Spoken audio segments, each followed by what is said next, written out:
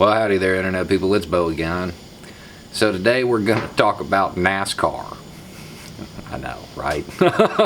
I'm not actually joking. We really are. Because today, I guess yesterday, NASCAR showed more courage than the President of the United States. NASCAR saw an opportunity to take a moral stand, and they took it.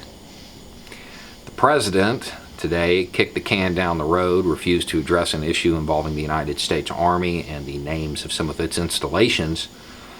And he just chickened out. Just refused to do it. Kick the can down the road, let somebody else do it. Fair enough, fine, whatever.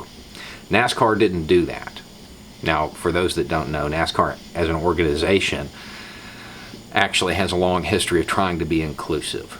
They really do. Their fan base, not so much, but the organization, they do. So, it's no longer permitted to bring a Confederate flag to a NASCAR event. They're banned. Don't bring them. Keep them at home. Yeah. So, of course, this has some people upset. You know, there are some in the South who were talking about how it wasn't justified to do certain things, and they look like they're about ready to burn so much stuff it's going to look like Sherman came back. But the big complaint is that they're giving in to this movement to hold police accountable.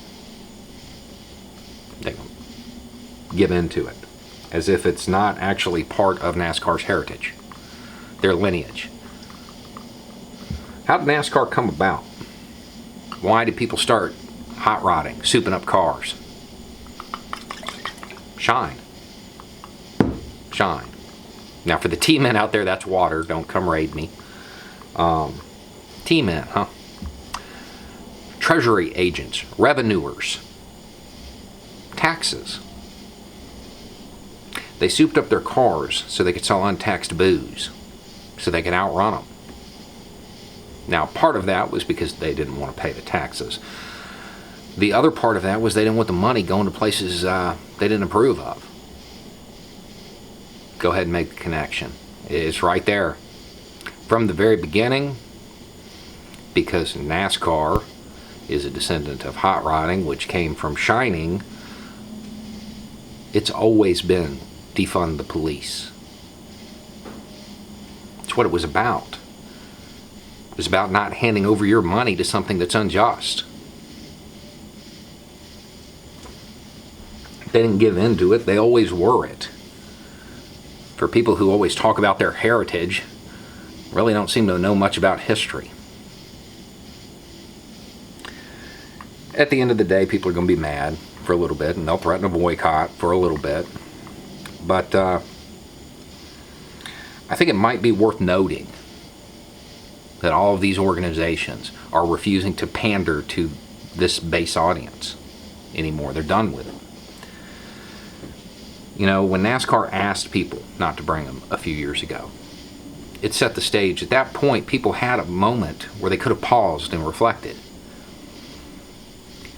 Maybe the problem isn't that people aren't sticking to their guns. Maybe the problem is that there are people that haven't changed in 10 years. And that's not consistency. That's a lack of growth. If you look back on the person you were 10 years ago and you can't see a marked difference, you should cringe. That should be a painful moment for you. Because you're not advancing as a person. You're not growing. And that's pretty sad. Because in order for the country to grow, you have to grow. In order for the species to grow, you have to grow. This might be a good time for some self-reflection.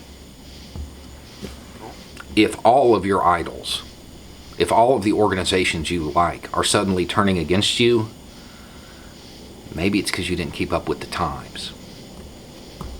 Anyway, it's just a thought. Y'all have a good day.